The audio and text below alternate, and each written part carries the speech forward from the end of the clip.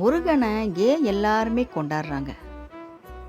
கடவுளா இருந்தாலும் கொண்டாடுறாங்க. சிவன், பார்வதி, 30 முக்கோடி தேவர்களும், மகான்களும், சித்தர்களும், ஏன் இப்போ நம்ம வரைக்குமே ஏன் எல்லாருமே முருகனை கொண்டாடுறாங்க? முருகன் என்ன அவ்வளோ அற்புதம் செய்கிறார்? அப்படி என்ன சக்தி முருகர்கிட்ட இருக்கு? ஆனால் முருகர்கிட்ட இருக்கிறது ரொம்ப தூய்மையான ஒரு உள்ளம். ரொம்ப ரொம்ப தூய்மை உடையது முருகனுடைய உள்ளம். யார் அவரை முருகான்னு கூப்பிட்டு வழிபடுறாங்களோ, உள்ள முருகி முருகா நீ தான் எனக்கு துணைன்னு நினைக்கிறாங்களோ, அவங்களுக்கு முருகன் நிச்சயமாக துணை இருப்பார். அவங்களுடைய கர்மங்கள், அவங்க செய்த கர்மா எவ்வளோ மோசமாக இருந்தாலும், அவங்களுக்கு எழுதப்பட்ட விதி எவ்வளோ மோசமான விதியாக இருந்தாலும், முருகனால் அது சரி செய்யப்படும். வினை தீர்க்கும் முருகன் கண்டிப்பாக வினையை தீர்த்துருவார். அது இந்த ஜென்மத்து வினையாக இருந்தாலும் சரி, முன் ஜென்ம வினையாக இருந்தாலும் சரி, முருகனால் அது நமக்கு தீர்க்கப்படும்.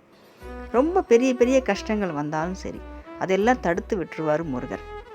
ரொம்ப நம்ம ஒரு விஷயம் அவர்கிட்ட கேட்டால் பல விஷயம் நமக்கு கொடுப்பார். காசு பத்தலைன்னு நம்ம கொஞ்சம் காசு தான் அவர்கிட்ட கேட்போம்.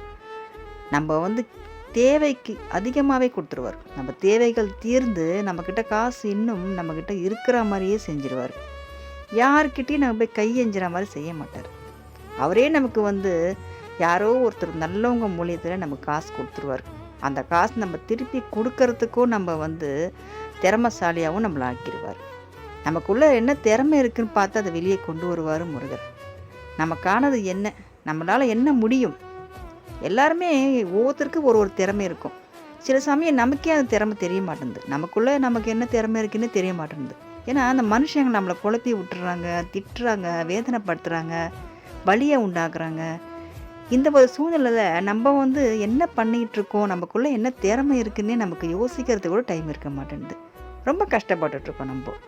ஆனால் நம்ம முருகனை வணங்க ஆரம்பிச்சிட்டோம் இல்லையா? முருகான்னு நம்ம கூப்பிட ஆரம்பிச்சிட்டோம். நம்ம கூட முருகர் இருக்கார். எப்போவுமே நம்மளை விட்டு போக மாட்டார். நம்ம கூடவே இருப்பார். நம்ம கூடவே இருந்து நமக்கு என்ன திறமை இருக்குது, நமக்கு என்ன தேவை, நம்மளால் என்ன முடியும், அது எல்லாமே நம்ம சாதிக்கிறதுக்கு முருகர் வழி செய்வார். நிச்சயமாக வழி செஞ்சு நம்மளை கஷ்டத்துலேருந்து வெளியே கொண்டு வருவார். ஆனால் கொஞ்சம் சோதனையும் வேதனையும் இருக்கும். அது முருகர் சோதிக்கிறது இல்லை. நம்ம முன் ஜென்ம பண்ண கர்மாவோ இல்லை இந்த ஜென்மத்தில் ஏதோ நம்ம தெரியாமல் ஒரு தவறு கூட செஞ்சுருக்கலாம். அந்த தவறுகளெல்லாம் இப்போ சரி செய்யப்படும். ஏன்னா முருகர் நேர்மையான கடவுள் இல்லையா? நிறைய நம்மளுக்கு அள்ளி கொடுக்குறவரும் அவர் தான். ஆனால் நம்ம நேர்மையாக இருக்கணும்னு எதிர்பார்க்கக்கூடிய கடவுளும் முருகர் தான். நம்ம நேர்மையாக இருந்துட்டோம்னா நம்ம கொஞ்சம் தெரியாமல் புரியாமல் செஞ்ச தவறுகள் எல்லாம் சரி செய்யப்படும்.